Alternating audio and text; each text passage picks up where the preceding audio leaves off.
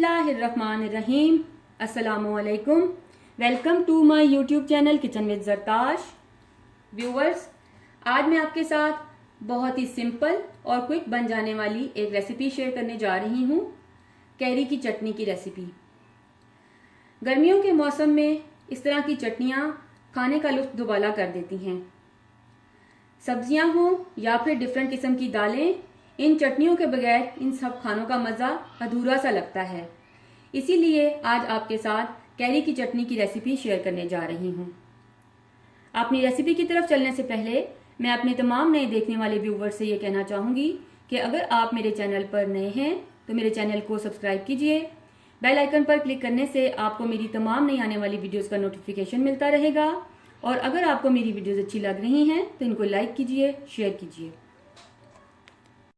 इस रेसिपी में जो इंग्रेडिएंट्स इस्तेमाल होंगे, सबसे पहले मैं आपके साथ वो इंग्रेडिएंट्स शेयर करना चाहती हूँ। इसके लिए मैंने धनिया ले लिया। धनिया हम बिल्कुल फ्रेश लेंगे और इस चीज़ का ख्याल रखिएगा कि धनिया सिर्फ हम पत्ते नहीं यूज़ करेंगे, उसकी साथ डंडी भी हमें इस्तेमाल करनी है।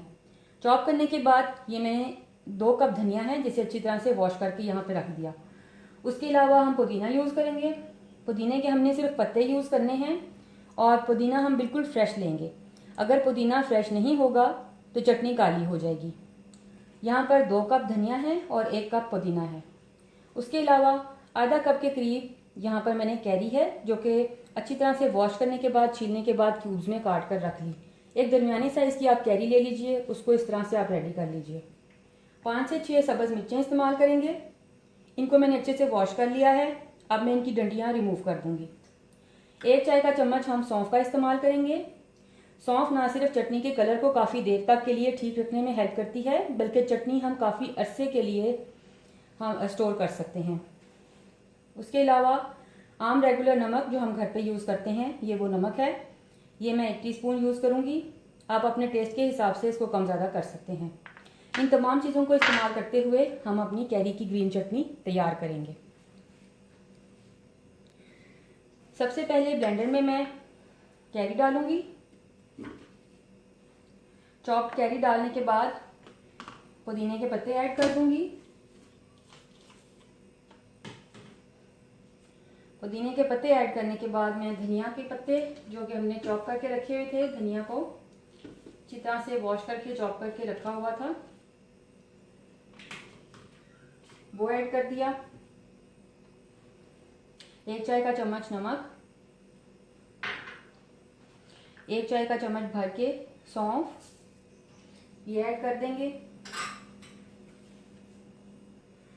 सब मिर्चों की मैं तमाम मिर्चों की डंडियाँ इस तरह से निकाल लूँगी और इनको इस तरह से स्लिट लगा के चेक भी कर लूँगी कि हमारी मिर्चें बिल्कुल ठीक हैं।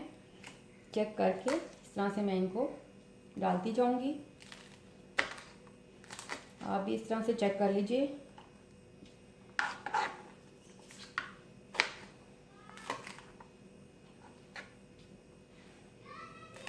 पाँच से 6 सब्ज़ मिर्चें हम इसमें यूज़ करेंगे।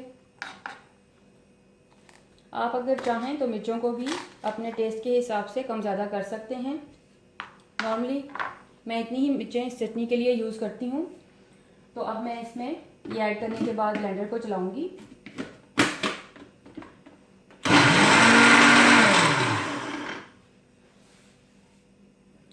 पच्चीस से 30 सेकेंड के लिए मैंने ब्लेंडर को चलाया है। इसमें मैं थोड़ा सा पानी ऐड करूँगी क्योंकि ब्लेंडर का चलना थोड़ा मुश्किल हो रहा है। इसी तरह आप भी देखते हुए कि ब्लेंडर में अगर आपको ज़रूरत फील हो रही है कि पानी डालना है तो 2 से 3 टेबलस्पून के करीब मैं यहाँ पे पानी इस्तेमाल करूँगी। इससे ज़्यादा हमें पानी यूज़ नहीं करना।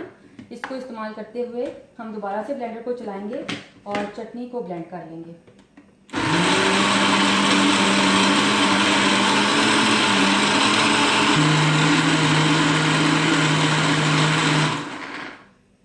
एक से 2 मिनट ब्लेंड करने के बाद हमारी चटनी अब रेडी है। इसको मैं अब किसी भी बाउल में डिश आउट कर लूँगी।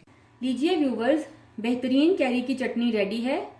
आप इसको डिफरेंट किस्म के टी टाइम स्नैक्स के साथ, समोसों, पकौड़ों या फिर टिक्का कबाब्स वगैरह के साथ भी यूज़ कर सकते हैं। आप इसको रायता बनाने के लिए भी यूज़ कर सकते हैं। ये बहुत ही मज़े की रेसिपी है। इसको ज़रूर ट्राई कीजिएगा। ये आपको और आपके घर वालों को बहुत पसंद आएगी।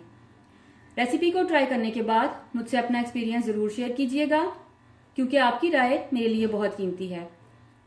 अगर आपको मेरी वीडियोस अच्छी लग रही हैं तो इनको लाइक कीजिए, शेयर कीजिए, मेरे चैनल को सब्सक्राइब कीजिए। अगर आप मुझे कोई सजेशन देना चाहते हैं या मुझसे कुछ पूछना चाहते हैं तो मुझे कमेंट बॉक्स में कमेंट कीजिए। Thank you.